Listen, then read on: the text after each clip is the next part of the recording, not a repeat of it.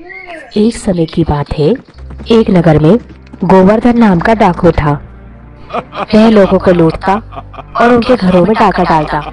सभी नगरवासी गोवर्धन डाकू से बहुत परेशान थे। एक दिन गोवर्धन डाकू एक सेठ के यहाँ चोरी करने गया, परंतु सेठ के पहरेदारों ने उसे चोरी करते हुए देख लिया।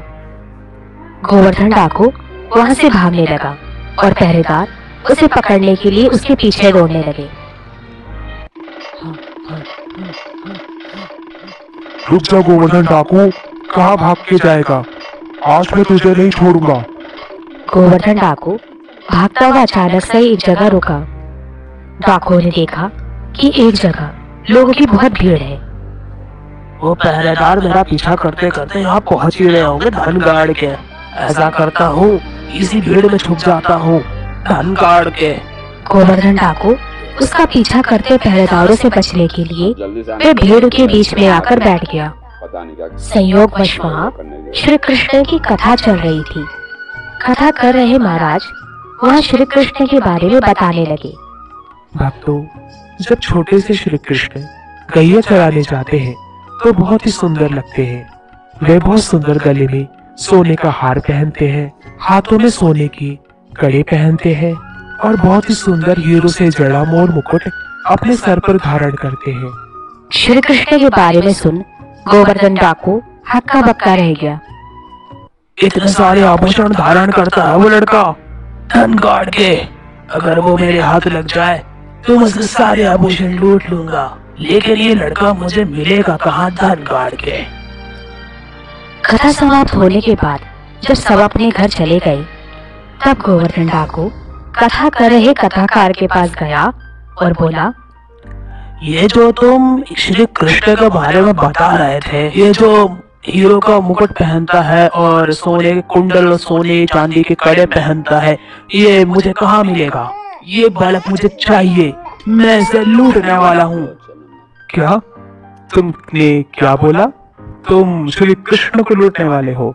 तुम जानते भी हो तुम किसे लूटने की बात कर रहे हो? तो चुपचाप से मुझे उस लड़के का पता बता दे। तू नहीं जानता मैं कौन हूँ? मैं गोवर्धन डाकू हूँ, डाकू। क्या? गोवर्धन डाकू? जी जी गोवर्धन डाकू जी, ये जो कृष्ण है वो तुमको वृंदावन में मिलेगा। ये वही अपनी गैया जंगलों में चराने जाते हैं, तुमको ये वही गैया चराते हुए मिलेंगे। अच्छा ठीक है, मैं उसको वहीं जाकर लूटूंगा धन गाड़ के। पर डाकू जी, उस बालक को लूटना इतना आसान नहीं है। तुम्हारे जैसे तो पता नहीं कितने गए उसे लूटने, पर वो किसी के हाथ नहीं आया। तू जानता नहीं है मुझको, मैं गोवर्धन डाकू हूँ। पूरा नगर मेरे नाम से कांपता है। वो छोटे से बालक को लूटना तो मेरे बाएं हाथ का खेल है धन गाड़ के। मैं प्रण लेता हूँ, जब तक उस बालक को मैं लूट नहीं लेता तब तक मैं अंजल ग्रहण नहीं करूंगा धन गाड़ के। अब मैं जा रहा हूँ उसे लूटने वृंदावन। कथाकार समझ गए कि इस डाकू पर भगवान श्री कृष्ण की कृपा हो गई है। सुनो, अगर वह तुम्हारे बल से, तुम्हारे हथियार से ना डरे और ना लूटे तो मेरे पास उसे लूटने की एक बहुत ही बड़ी कला है। अच्छा, तो जल्दी बताओ वो कला। समय नहीं है इतना मेरे पास धन गाड़ गए। तुम उसके लिए थोड़ा सा माखन मिश्री ले जाना। अगर वो हथियार के डर से नहीं लूटा तो आप विश्वास मानना गोवर्धन जी, आप उसे प्यार से माखन मिश्री खिला देना, वो माखन मिश्री से लुट जाएगा। गोवर्धन डाकू श्री कृष्ण को लूटने के लिए अपने घोड़े पे सवार होकर वृंदावन के लिए निकल गया। गोवर्धन डाकू वृंदावन पहुंच गया और चारों तरफ घूम घूमकर श्री कृष्ण को खोजने लगा। अरे सुनो, ये कृष्ण कहाँ मिलेगा जो बंसी बजाता है, मोर मुकुट पहनता है? कहाँ मिलेगा? अरे भाई, वो तो मंदिर में मिलेंगे, वहां जाओ। मंदिर? मंदिर क्यों जाऊं मैं?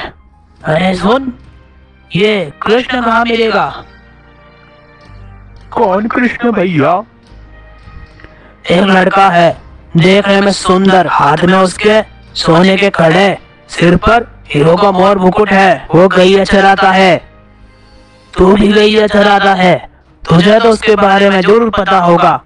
अरे भैया, ये इस युग की बात थोड़ी है, यह तो किसी और युग की बात है, जब श्री कृष्ण गैया चराते थे यहाँ। सुन, तू जानता नहीं मैं कौन हूँ? मैं गोवर्धन डाकू हूँ। डाकू? क्या?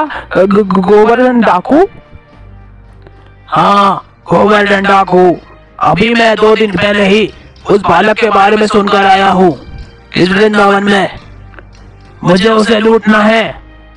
क्या? लूटना है? वो भी श्री कृष्ण को? हाँ, लूटना है। और तू मुझे बोल रहा है वो दूसरे युग की बात है? धन काट के जल्दी से सच सच बता, कहाँ मिलेगा वो? अरे अरे जी जी जी जी जी डाकू जी, अभी बताता हूँ। ये जो श्री कृष्ण बालक है वो गोवर्धन के तलहटी पर रोज गैया चराने आता है और तुमको ना वो वहीं मिलेंगे। गोवर्धन डाकू गोवर्धन पर्वत की तलहटी पर पहुंच गया और वहां श्री कृष्ण को ढूंढने लगा। उसके हृदय में सिर्फ कृष्ण को पाने की ही व्याकुलता थी। गोवर्धन डाकू के हृदय में कृष्ण को पाने की व्याकुलता को देख प्रभु उस पे रीझ गए और तभी भगवान ने लीला की। वह गैया चराते हुए गोवर्धन पर्वत की तलहटी पर पहुंच गए।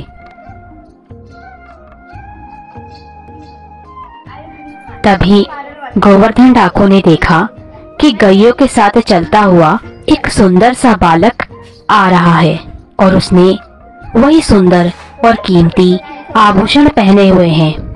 अरे, ये आ रहा है कृष्ण, ये मुझे मिल गया। अब मैं इसे नहीं छोड़ूंगा। इसको डराकर इसके सारे आभूषण लूट लूंगा धन गाड़ के। ए बालक, इधर आ। क्या तेरा नाम ही कृष्ण है? हाँ भैया, मेरा नाम ही कृष्ण है।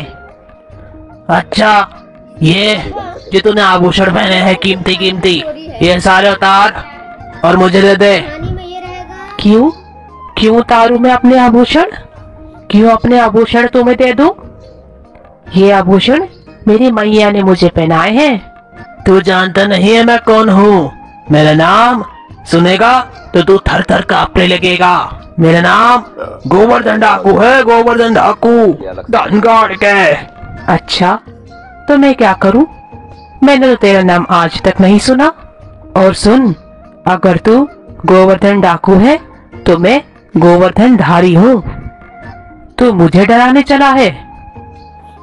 जब गोवर्धन डाकू कृष्ण को डरा नहीं पाया तो तभी उसे ध्यान आया कि महाराज जी ने बोला था कि अगर श्री कृष्ण तुम्हारे डराने से ना डरे तो तुम उसे माखन खिलाना। इसे खिलाने से वो तुम्हारी सारी बात मान जाएगा।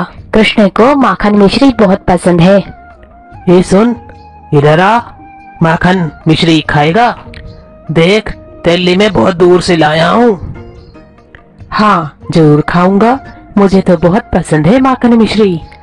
तब श्री कृष्ण गोवर्धन डाकू से माखन मिश्री लेकर खाने लगे। ले, अब तू भी माखन मिश्री खा ले। नहीं नहीं, मैं तेरे लिए लाया था, मुझे नहीं खाना माखन मिश्री। अरे खा ले, तुझे मेरे आभूषण चाहिए ना? मैं तुझे अपने सारे आभूषण दे दूंगा। पहले तू माखन मिश्री तो खा ले।